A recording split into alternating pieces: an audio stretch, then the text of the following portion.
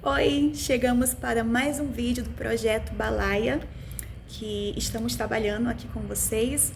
Esse projeto que nasceu fruto de oração, é fruto de sonhos, de um sonho que eu nem sabia que tinha, mas que foi brotado através da descoberta do meu ministério, do meu chamado no Senhor.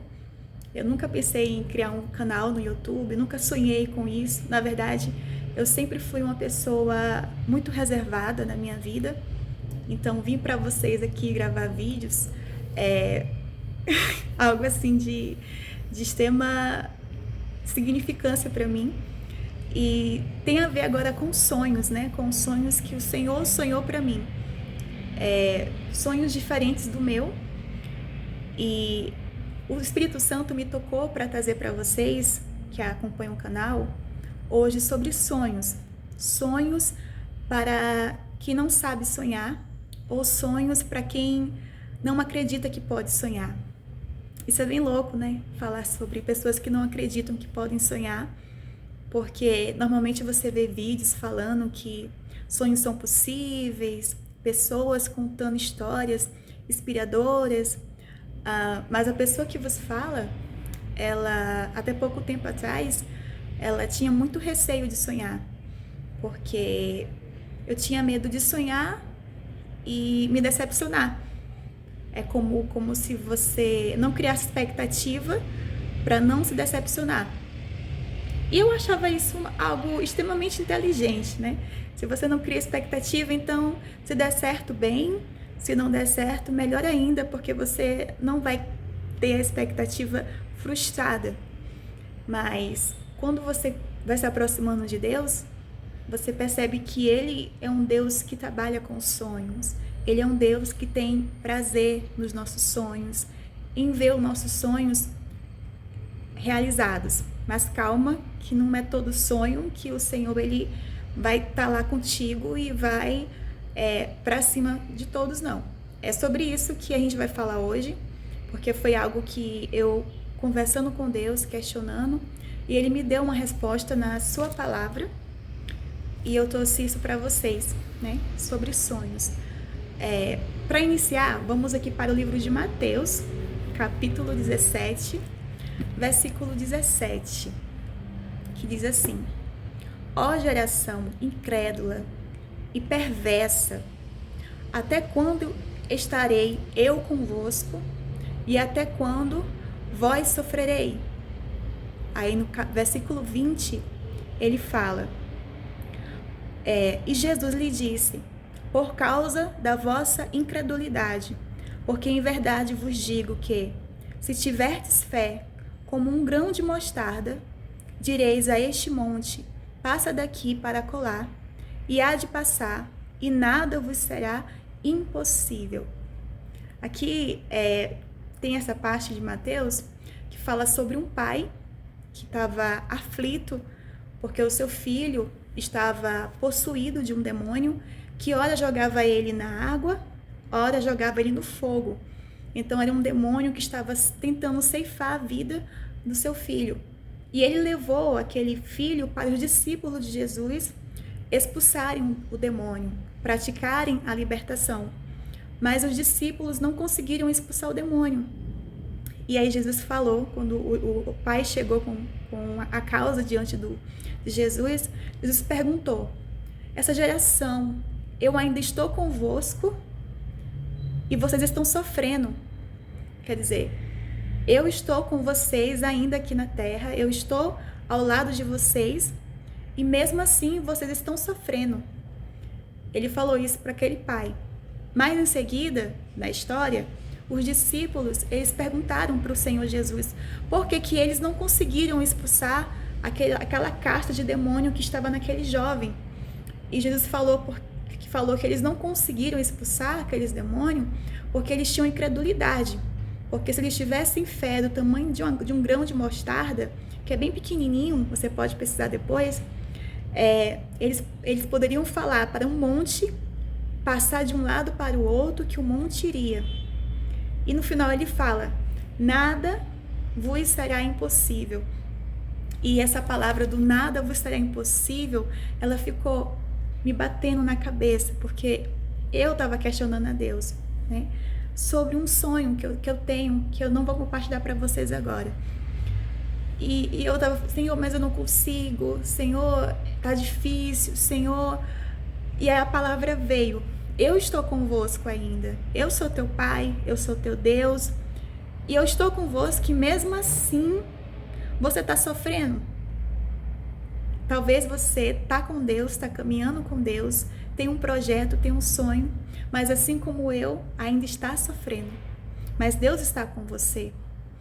E essa parte final que fala assim: e nada vos será impossível. Então nada, nenhum sonho, por mais inacreditável, por mais que impossível que seja hoje, aos olhos humanos, a realização desse sonho, nada para Deus é impossível, porque está na palavra dele.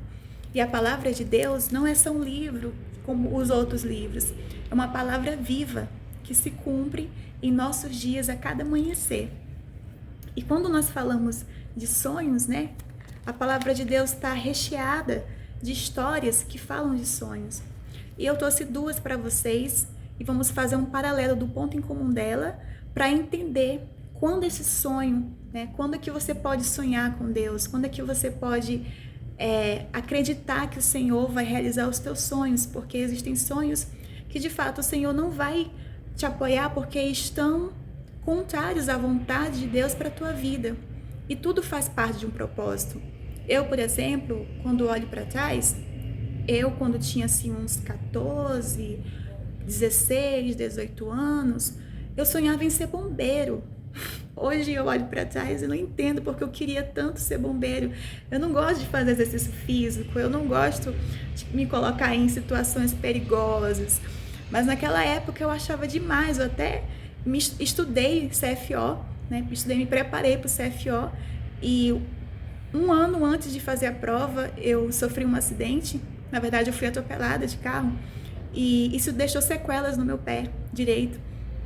E esse sonho foi para a gaveta e eu acabei estudando direito. Mas naquela época, nossa, eu fiquei muito triste, eu fiquei decepcionada. Agora eu vou ter que fazer direito, que é o que todo mundo está fazendo. Mas eu queria mesmo ser bombeiro. Era um sonho, mas que não estava alinhado com o propósito que Deus tinha para minha vida. Porque hoje eu entendo o porquê que eu fiz direito. Hoje eu entendo porquê que eu tenho uma afinidade com o tema racismo. Hoje eu entendo porque eu passei pelas coisas que eu passei. E naquela época eu não entendia. Mas tudo faz parte do grande propósito de Deus. Você me entende? Então, às vezes, o sonho que você tem hoje, as portas se fecham todas e você tem que mudar a trajetória, porque o Senhor está te alinhando com aquilo que Ele tem para você. E tudo que Deus tem pra gente é muito melhor, é muito maior do que a gente imagina. Aqui eu vou começar com a história do meu profeta favorito. Todo mundo sabe que é Jeremias. Se você for no livro de Jeremias, capítulo 1, temos que Jeremias, ele veio de uma família de sacerdote. Então, por direito, ele tinha a garantia de que seria sacerdote. E sacerdote é uma área que ele cuidaria do templo, ele cuidaria do que é sagrado, dos rituais. Mas o sonho que Deus tinha para Jeremias era que ele fosse profeta e não sacerdote. O profeta, por sua vez, ele não cuidava de rituais. Ele não podia estar preso a nada, nem a governo, nem ao próprio templo, porque o profeta, ele fala, inclusive, contra o templo quando Deus o usa, quando Deus utiliza um profeta para profetizar naquela época contra um rei, contra alguma liturgia, contra os pecados que aconteciam dentro do templo. Então, o sonho que Deus tinha para Jeremias era totalmente diverso daquilo que ele sonhou e daquilo que ele acreditava que tinha nascido para ser. E no capítulo 1 você vê isso, né? Que o Senhor ele fala para Jeremias no versículo 5: antes que eu te formasse, no ventre te conheci, e antes que saísse da madre, te santifiquei às nações e te dei por profeta. Então, antes mesmo de Jeremias pensar em nascer, o Senhor já tinha um sonho projetado para Jeremias. E aqui entra um ponto, né? O sonho de Deus versus os nossos sonhos. Às vezes, o sonho que você tem, por exemplo, de atuar em uma profissão, não é o que Deus tem para você. Porque o que Deus tem para você é um chamado de ganhar almas, servir no altar. E a tua alma grita por isso, porque enquanto você não está vivendo o teu chamado, a tua vida não vai estar completa, porque você nasceu para isso, é o teu propósito. É o teu propósito. E eu falo isso com uma certa segurança, né? Eu vou fazer uma palha aqui em relação a Jeremias e a minha própria história, né? Quando eu vim para São Paulo, eu vim com o sonho de me tornar uma liderança negra. Eu vim trabalhar com o movimento negro. Eu era apaixonada por isso. Mas eu não gostava de falar muito, de me expor. Eu ficava mais nos bastidores. E dentro do movimento negro, eu conheci mulheres, eu conheci pessoas, conheci políticos, conheci pessoas influentes. Mas dentro de mim ardia um fogo. Que eu não estava satisfeita com o que eu estava vendo, com aquilo que eu estava presenciando. E eu me lembrei que quando eu tinha 15 anos, 14, um pastor falou no altar que Deus ia me usar para ganhar almas. E eu tinha esquecido dessa profecia. Então, quando eu me formei em Direito, eu pensei em ser advogada, eu pensei em fazer concurso para cartório, e eu fiz e fui aprovada em concurso de cartório até a segunda fase. Eu fui para a gerência de projetos, eu fui para o movimento social. Mas aquilo que Deus me chamou, que era falar do amor dele para almas, eu fugia disso. Eu sabia que Deus tinha algo para mim nesse sentido, mas eu não me preparava para isso. Você me entende? Não me preparava porque, imagine, nesse século que estamos, né? Tudo caro, tudo tem que ter dinheiro, vou viver de ganhar almas. Como é que isso paga contas? Eu pensava isso comigo. E o Senhor, Ele me puxou, né? Esse processo que eu me afastei foi muito bom, porque eu vi, né? Quando eu voltei para a casa do Senhor, eu voltei com sede de ganhar almas. E foi assim que surgiu o projeto Balaia.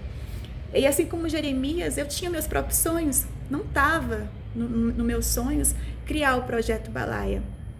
E quando eu fui criar o projeto Balaia, assim como Jeremias, eu também me achava pequena. Porque aqui no versículo 6 ele fala: "Ah, Senhor Deus, eis que não sei falar porque ainda sou um menino." Eu falei isso para Deus: olha, eu não sou a mais apta porque eu me afastei de ti, eu não sei falar bem, eu sou autista. E coloquei tantos empecilhos, gente, vocês não têm noção, para não estar aqui hoje.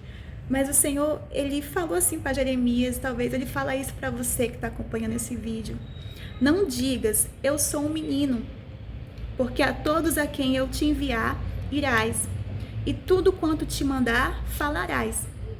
Não temas diante deles, porque estou contigo para te livrar, diz o Senhor." E esse sonho, né, de Jeremias, de ser sacerdote, foi para a gaveta. E veio o sonho do Senhor, para que ele se tornasse aí um profeta, um dos maiores profetas da Sagrada Escritura. Em paralelo com a história de Jeremias sobre os sonhos, temos também a história de Salomão. Salomão, quando ele teve o sonho, porque você conhece a passagem que Deus pergunta para Salomão qual o sonho dele, né? O que ele quer. Pode me pedir o que você quiser. E Salomão pediu sabedoria para julgar aquele tão grande povo. E o Senhor deu a ele sabedoria e muito mais. Deu sabedoria e entendimento. Porque o sonho de Salomão estava alinhado com a vontade do Senhor. E aqui é o primeiro ponto. Toda vez que o seu sonho está alinhado em dar a honra e a glória para Deus, Ele honra esse sonho. Porque a gente pensa muitas vezes em realizar os nossos sonhos para a nossa honra, para a nossa glória. Mas quando você coloca os seus sonhos para honrar o Senhor, de repente é um concurso público. Senhor, se eu passar nesse concurso, eu vou falar do teu amor na minha repartição. Eu vou fazer diferente naquele espaço. Eu não vou ser mais um eu não vou me corromper, vai ser para a tua honra e para a tua glória. Aí o Senhor entra, porque se é para a honra e a glória dele, ele não vai te deixar ser envergonhada, ele não vai te deixar ser envergonhado. E Salomão, ele foi sábio até no pedido que ele fez. Ele, ó Senhor, aqui está o teu povo, teu grande povo. Eu sou apenas um menino, assim como Jeremias ele falou. Eu sou apenas um menino para julgar esse povo, esse tão grande povo. Me dá entendimento. E o Senhor deu entendimento, deu sabedoria e, para além disso, deu riquezas a Salomão. E ele governou com sabedoria. No seu reinado houve paz, diferente do reinado de Davi, o seu pai. Porque ele foi instruído pelo grande Deus naquele sonho. Toda vez que os teus sonhos estiverem alinhados com a vontade de Deus, estiverem alinhados para a honra e a glória do Senhor, ele vai te honrar. Ele vai te honrar. Porque o Senhor, ele honra os seus filhos, ele honra aquelas pessoas que servem a ele em tudo. E ele não deixa faltar. Eu falo isso por experiência própria. Gente, o Senhor, ele tem me honrado. Ele tem me honrado. O Senhor tem me livrado de tantas coisas, tem me ensinado tantas coisas, tem suprido todas as coisas na minha vida. E hoje eu tenho paz, coisa que eu não tinha, né? Eu consigo sorrir, eu consigo administrar minhas coisas. Eu tô a cada dia aprendendo muito mais com o Senhor. Coisa que, se você for pensar, a minha estabilidade de antes com a minha estabilidade de hoje, mas eu tô calma, porque eu sei que eu estou na mão do meu Deus, do meu Pai, que é meu amigo. E isso é ter sonhos alinhados com Deus. Isso é saber que o Senhor, ele cuida de você, nos mínimos detalhes. Quando você volta de novo para Jeremias, para terminar o vídeo, no mesmo capítulo 1, tem uma parte que eu tenho que compartilhar com vocês. É a parte que Jeremias, depois que o Senhor... depois do versículo 9, né, que o Senhor ele toca com uma brasa nos lábios de Jeremias para que ele se torne profeta e deixa aquele sonho de ser sacerdote, seguir o ritual, de estar preso a tradições para lá e ser alguém que vai ser odiado, perseguido, mas que vai fazer a vontade do Senhor, porque o sonho do Senhor para Jeremias era esse, né? Ele fala aqui no versículo 11 e 12, que eu vou ler para vocês. Ai, um avião. Aí veio a minha palavra do Senhor, dizendo: que é que vês, Jeremias? E eu disse: vejo uma vara de amendoeira. Versículo 12. E disse-me o Senhor: vistes bem, porque eu velo sobre a minha palavra para cumpri-la. Aqui tem 2 pontos interessantes. O primeiro é que a amendoeira, ela é a primeira árvore que nasce, né? Que nasce quando vai começar uma nova estação. Então, há uma simbologia aqui quando o Senhor mostra para Jeremias essa amendoeira. Significa que ele estava pronto, que uma nova estação na vida dele estava surgindo e que o Senhor estava com ele. E também, quando ele fala assim: eu velo sobre a minha palavra para cumpri-la. Então, Jeremias, a palavra que o Senhor ele liberou sobre sua vida, através da palavra dele, ele vela para cumprir. Então, você não precisa se preocupar como, de onde, quem, quando o Senhor ele vai cumprir aquilo que ele prometeu, aquele sonho que ele prometeu.